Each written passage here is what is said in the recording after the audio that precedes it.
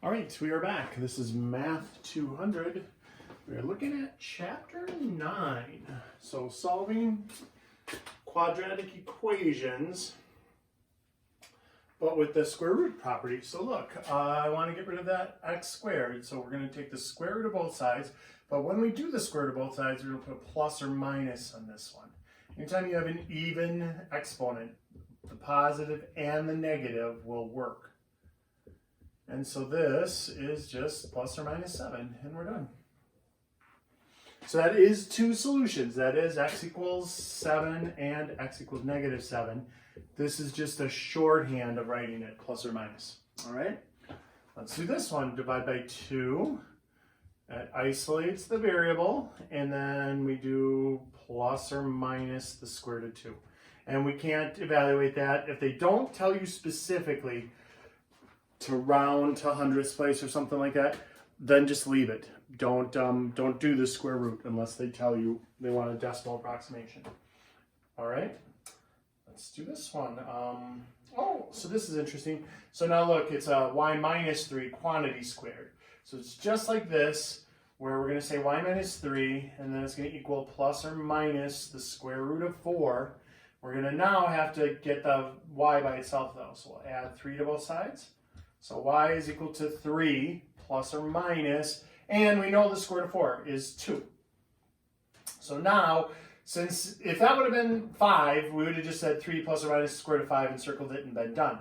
But since it was the square root of 4, which is 2, now we can split this into two problems and make it y equals 3 plus 2, which is 5. That's one solution. And then y equals 3 minus 2, which is 1. Which is the other solution. All right, so that's 5 and 1. Let's do this one. Now, thanks to Chapter 8, at the end there, we know how to evaluate this. So x is equal to plus or minus the square root of negative 4.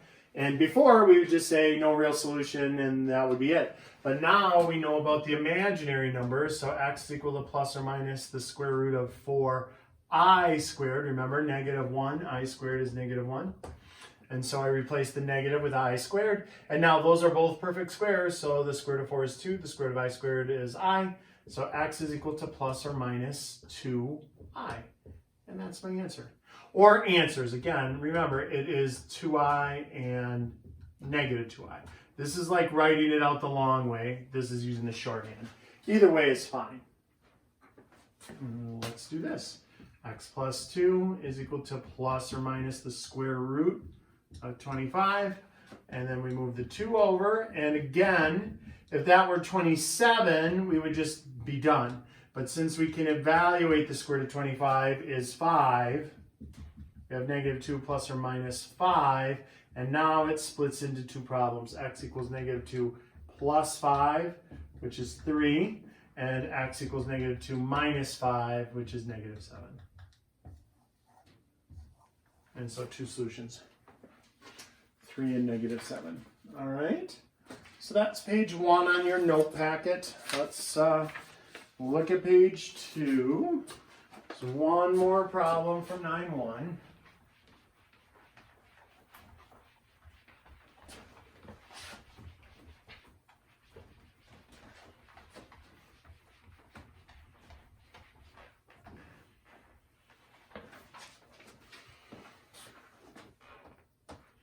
(3x minus 17) quantity squared equals 28. So 3x minus 17 equals plus or minus the square root of 28. We move the 17 over. You get 3x is equal to 17 plus or minus the square root of 28. Divide everything by 3. And we're not quite done with this one because the square root of 28 can be broken down, right? There's a perfect square hidden in there. Perfects and leftovers, 4 times 7. So that is 2 square roots of 7. So we got this for our final answer. 17 plus or minus 2 square roots of 7 all over 3. Now, if you wanted to write these as two separate answers, it would be x equals 17 thirds plus 2 square roots of 7 over 3. and x equals 17/3 minus 2 square roots of 7 over 3. But you could just do the shorthand like that, it's fine. All right?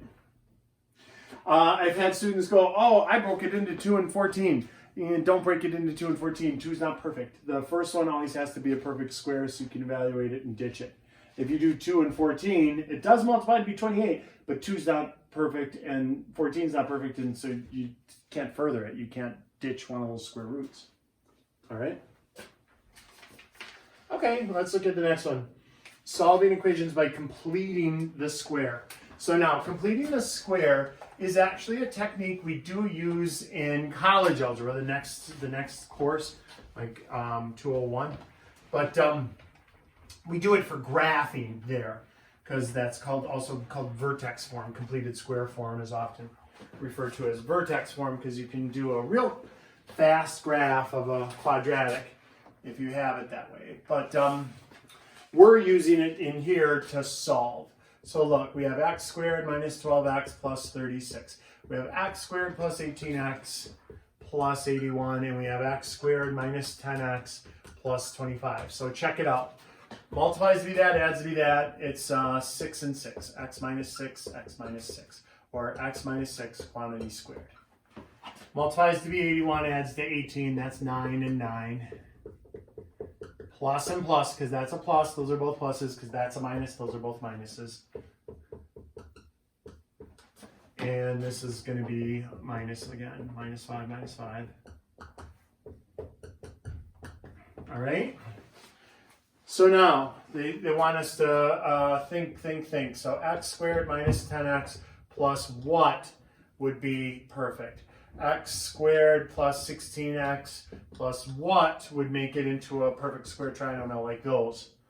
And x squared minus 7x plus what would make it into a perfect square trinomial? So look, you take this off to the side, negative 10, and you do two things to it. You cut it in half and square the result. So negative 5 quantity squared is 25. The magic number there is 25. If I put 25 in there, that will be a perfect square trinomial. In fact, it's right there. We already had it right there. Let's look at this one. We pull the 16 out, we cut it in half, and square the result. So 8 squared is 64. So if this were a 64, that would be a perfect square trinomial. When you factored it, it would be x plus 8 times x plus 8. 8 times 8 is 64, and 8 plus 8 is 16. This one is ugly. It's a negative 7, and then cut in half and square the result. That's 49/4. Now I think on here I did 12.25. Most students have an easier time wrapping their head around decimals. I'm going to leave it 49/4 for the notes here. All right. Okay, so let's look at a couple more problems. Completing the square on page 3. So solve by completing the square. Solve by completing the square. Solve by completing the square. Okay, so 3 completing the square problems. And that'll finish off 9-2.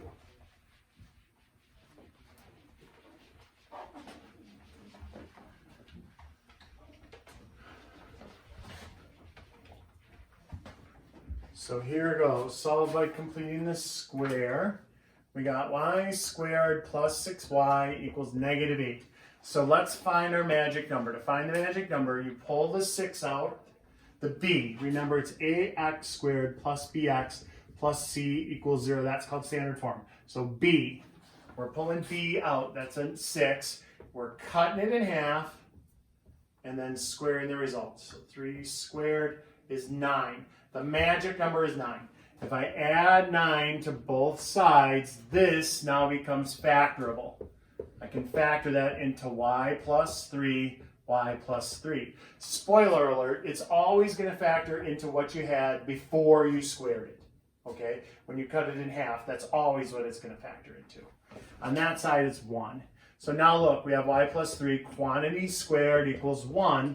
Well, now it looks just like the problems that we worked on the first page from 9.1. Check it out.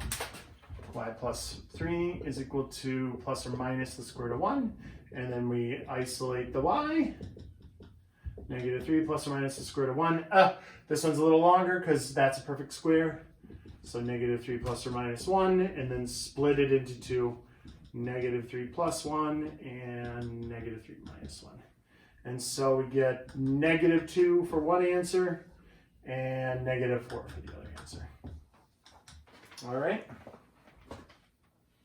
So that is completing the square. That's the process. Now, this one would have been factorable because when it works out exactly like that, it's factorable. If this would have been 11, we would have been able to stop right here. We would have just said negative 3 plus or minus the square root of 11 and circled it and been done. We couldn't go all the way down to there. All right. Let's look at the next problem. So this one is not factorable. So this is a better candidate for completing the square.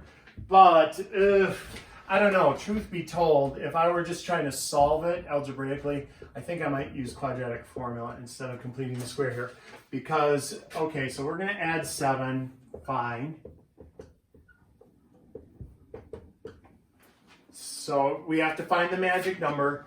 We're going to take this, but our magic number's not going to be very magical because half squared is 1/4. So I'm adding 1/4 here. I'm adding 1/4 there. Now I need a freaking common denominator of 4. Multiply top and bottom by 4. That's 28/4 plus 1/4. Here it is factorable. Remember, it's whatever before you square it. So y plus 1/2, y plus 1/2. 1/2 times 1/2 is 1/4. 1/2 plus 1/2 is 1. So it does work.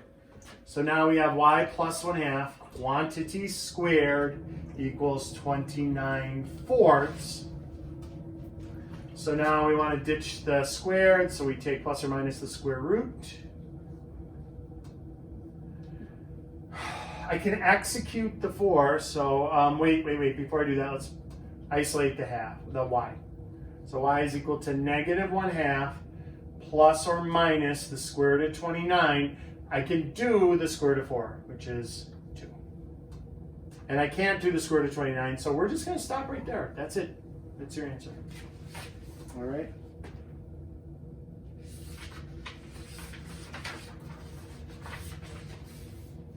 Ugh.